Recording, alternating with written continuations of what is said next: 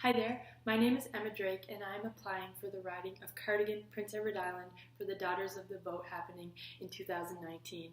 I am originally from Morel, Prince Edward Island, which is a village of 300 people, and I am 20 years old and currently enrolled at the University of Prince Edward Island in the political science field.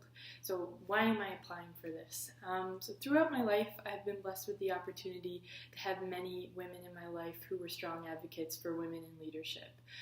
Now, whether that be my mother, my sister, my aunts, my cousins, friends, and just people who were kind of with me throughout my life, they've all kind of valued the same aspects within women in leadership and women in decision-making powers, and something that's very important to them. Now, whether that be an option that I had or something that I really grew into, either way, I think it's something that's something I truly do value now, and it's something within where I am right now in my life is something that I advocate for, and I strongly do believe in taking measures and participating in events and participating in forums and consultations and supporting people for women in leadership positions and women in government. So what is my biggest accomplishment? In 2016 and 2017, I had the opportunity to participate in the Rotary Youth Exchange. So that was when I lived with 4 host families in the southern part of Belgium and participated in culture, in school, in language, and all the different things that come within a new country, all the while learning French. Now, why was that my biggest accomplishment? I think having been a newly graduate of high school and having been rather stuck in my ways and stuck within my norms, I was placed into an environment that was totally different than something that I had been used to. It was outside of my comfort zone, and it challenged a lot of the norms that I perceived were norms. So I think with that, it's not an easy pill to swallow, and it's one that's, very easy to say, I'll pack up my bags and I'll go home and I'll say, I tried, I did my best, whatever, it didn't work out. Now, I wanted to keep going because, first of all, I didn't want to come home and say, well, I regret coming home, because I think that would be a pretty sour memory to have in your head for the rest of your life. And in addition to that, I know myself, it's something I don't think I would be ever comfortable with. I think if you commit something, you have to do it and you have to keep going. And whether that just be because I'm stubborn or because I really did value my time there, I kept going and I really got through that. And I had the opportunity to learn French there, which was something in Morel, in the small village, we did not have French immersion, so it was vraiment content d'avoir fait ça, et c'est quelque chose de très important dans un pays bilingue. And the second part of that, which was facing adversities, was culture shock. Now, it wasn't so much when I had been there, because that had been culture shock that I had been anticipating that I had experienced, but it was more so when I came home after the year of learning this new culture and accommodating to that and really integrating myself into a new lifestyle. So I arrived back home in July of 2017, and it really wasn't until September of 2017 when I began my first year at university when I realized I had been facing culture shock in my own culture, because I had been so used to the way things were in Belgium and had finally just settled in and finally got used to things and really got into a comfort zone of my own after having faced culture shock initially. It was a sour taste to have experienced when I came back home in my own environment and I didn't feel like it was my own environment, because although you go to a new country having your own country's norms, however, when you come back from a new country, you take a little bit with you. So I think accommodating to the challenges that face you when you feel culture shock in your own country is rather hard. And kind of the way I got over that, the same way I had got over culture shock while I was in Belgium, was really just being involved in everything. And whether that was good for my sleep schedule or not, I think it really supported me in keeping busy and meeting new people. And while I was in Belgium, I played quite a bit of volleyball, and I spent a lot of time with equal parts other exchange students as well as classmates in Belgium. And then when arriving home at university, I became heavily involved in the Political Science Society and met many people and participated in many events, and that's kind of how I worked to get through those types of adversity. I believe one way people may describe my leadership skills is that I never hold back. I believe there are many barriers to many things, and I believe there's always going to be a barrier. I don't think anything worth doing is ever going to not have a barrier. And one thing that I truly believe in is just either way, you're going to make it work. Now, whether that be a little road bump or a big road bump, I think the biggest thing is not to be concerned about that or concerned about the barrier. It's just, what's on the other side, and you're going to do whatever it takes to get over there. You're not going to be concerned about it because you're just going to do it. And I think that's one aspect of my leadership style that people, I hope, admire, because I really do not allow for barriers to get in my way. If people say no, I say, well, let's talk about it, let's figure it out, and then we'll get to a yes down the road. And that's definitely something that I appreciate about myself, because sometimes I can get through things and not even realize I did. So I think that's definitely one aspect of me that people admire. Another aspect about my leadership styles is that I'm confident in what I say. I think it's so important. If you're going to say something, you have to be confident about it. And if you don't believe it yourself, why would anyone else believe that?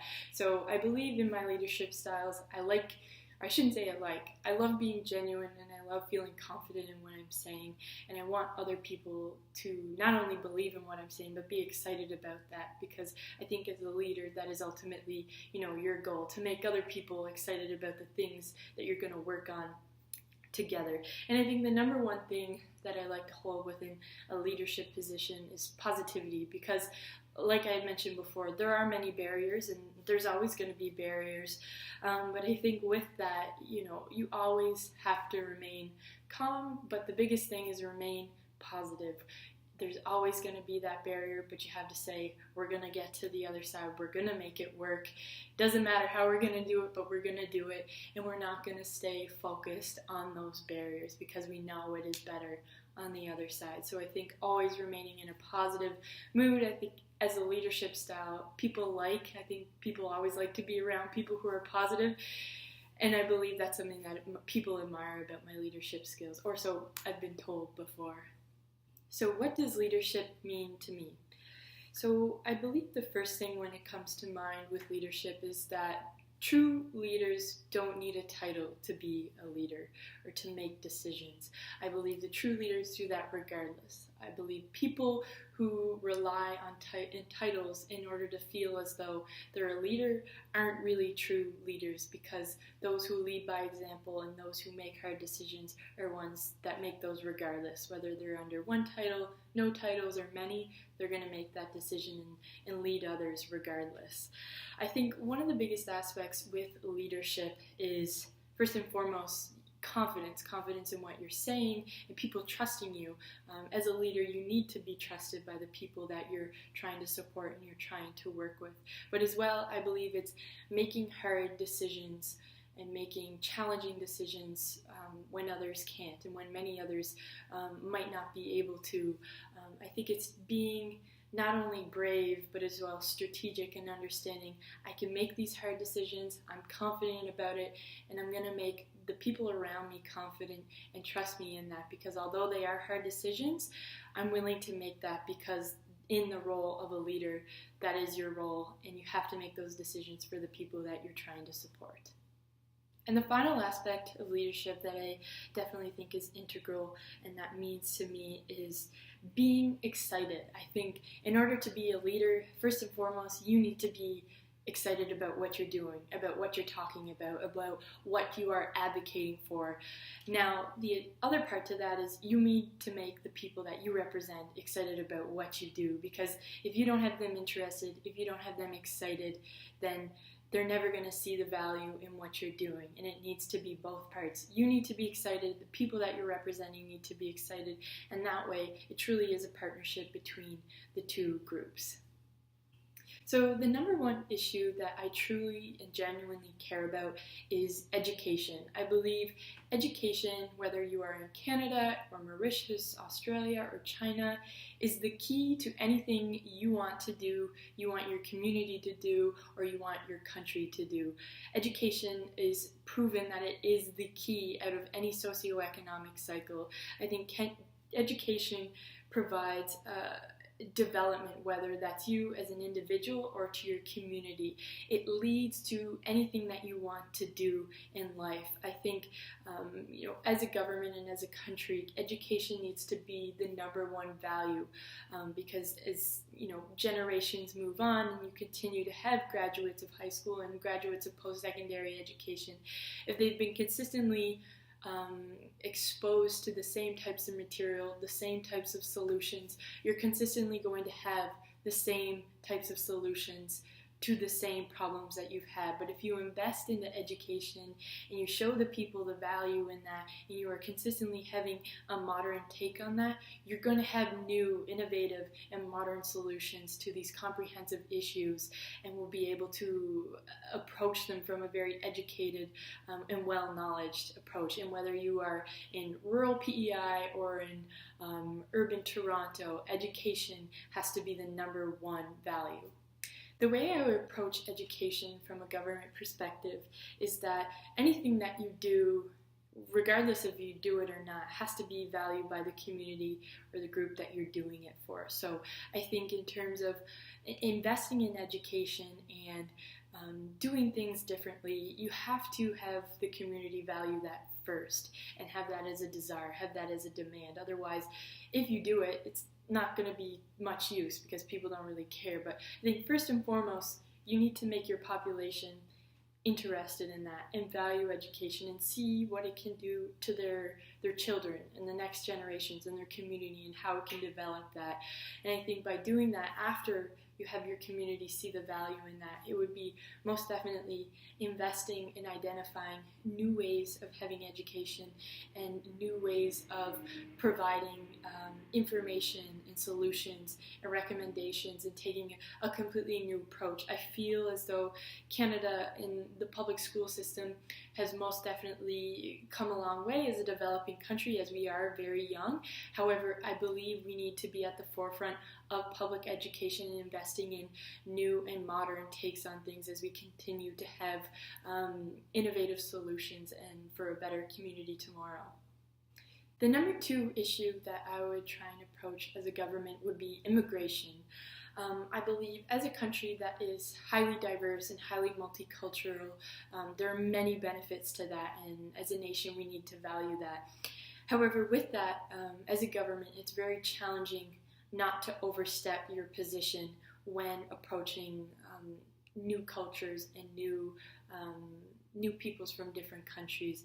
I believe your role is not to infringe on their culture and tell them what to do. However, I believe the government's role is to support them and provide them the supports and services that they require in order to integrate into society, not in a way that strips their culture, but in a way that supports them to practice their culture in Canada while educating the community that they belong in about their new type of culture, and as well the community supporting them and showing them Canadian culture. I believe as a government, one of the ways to do that is supporting legal services for newcomers here, because there are many questions around visas and immigration status that perhaps people don't necessarily understand, and maybe they can't afford a lawyer in order to have immigration advice. And this is very different for each country, as each one of their visas may be very different. So I believe investing in that and investing in the information to be made available and have legal advice available for newcomers is highly important, and as well investing into different types of supports within the community in order to support them into integrating into the community while keeping their culture. The third issue I would approach if I were in government would be, of course, climate change, because it is the most pervasive issue that we have today. And although I do genuinely care about education and immigration, I believe if we do not approach climate change, none of it's going to matter. Healthcare won't matter, transportation won't matter, finance won't matter. Climate change will oversee all of that. And I believe if we don't make decisions today, we won't have it tomorrow. Many people say that those in leadership positions make the decisions today to support those tomorrow, but if there is no tomorrow, we need to make those decisions today. We need to make those decisions yesterday. So I believe from the government perspective, they need to come in and support that lifestyle shift, because if we don't support that now, we're never going to have the opportunity to. I think one way to simply do that is carbon pricing, and that is one way to support that gradual lifestyle shift, because the way that people are living now clearly does not support any efforts towards supporting and getting out of climate change. I believe if you are to support those and incentivizing green energy and green options through carbon pricing, that is the most efficient way to do that, as you are supporting them in that gradual transition, in addition to supporting perhaps lower income families who may not be able to afford carbon pricing as well, supporting them in order to make that shift into more green options. So how am I connected in the community? I believe I'm connected in kind of two clear ways. The first one being I sit on the PEI Youth Futures Council. So that is an advisory and consultative board comprised of youth on PEI that have different members from government or organizations present to us with different ideas in order to develop what is the community of PEI, or as I like to say, the island community. So I play an integral role in that as a member of that council and kind of oversee the development of PEI from a youth perspective. So the second community that I belong with is the campus community, or what is UPEI. I currently am the VP Academic and External with the UPEI Student Union, which is the body that represents all students here at UPEI.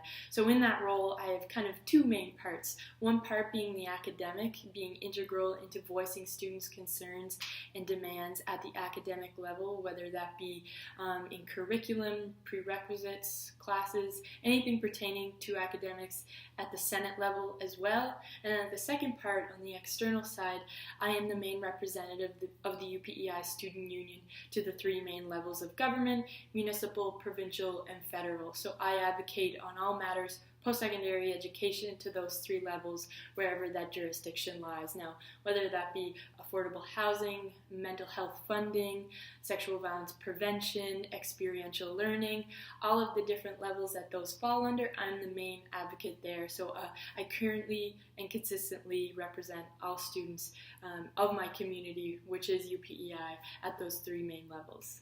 So if I were given a $1,000 micro grant from Daughters of the Vote to give back to my community, I have kind of one main project in mind.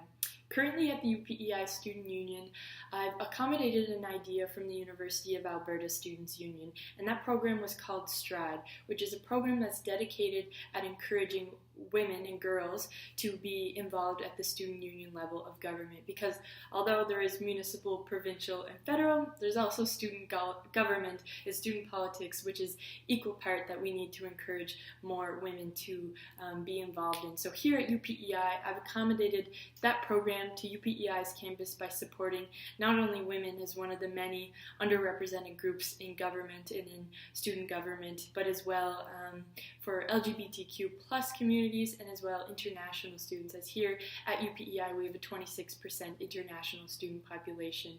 So I'm currently in the consultation process with that program, as I have members from the different communities, and we're currently developing and identifying what are the barriers to getting involved in student government and what can we do as an organization, as a group together to accommodate and approach those issues. So some different issues that we have identified is as simple as Student Union 101 and identifying what is the student union, what do they do, how do they work, what's the history behind it, and where do I kind of see myself in that role, as many people don't feel confident that they understand the organization. Another big barrier is confidence. If many people don't feel confident in what they're doing, why would they put themselves in a leadership position? So how can we build confidence for those underrepresented groups? So that's a program that we're doing here at the Student Union.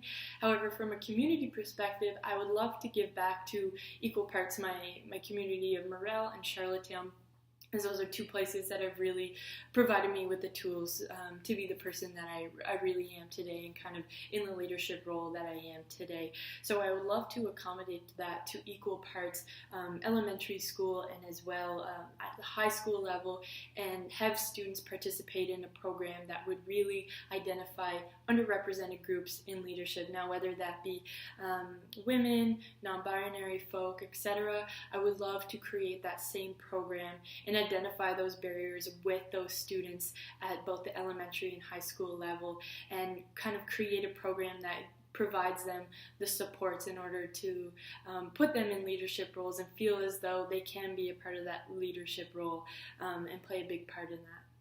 I think a program like this would be integral to both the communities of Morel and Charlottetown, because, as we all know, leadership begins at a very long age, and you have to instill confidence in people and the tools in people to begin at a very young age, because when it comes to the time that you are in your 20s and in your 30s, it's much more challenging. However, when you begin at 8 years old, at 10 years old, at 13, 15, it's much more easier, and you grow into that and you feel much more confident in a leadership position. So providing a program like this to people at younger ages will better support those to feel confident in leadership roles and pursue those in the future. So, as a member of the PEI Coalition for Women in Government, I was approached by the Executive Director, Dawn Wilson, about Daughters of the Vote, and she had encouraged me to apply. And so that's why I'm submitting this video right now, and I'm very thankful that she had showed me this program and showed me this opportunity, and I am excited to see the results and how the event turns out.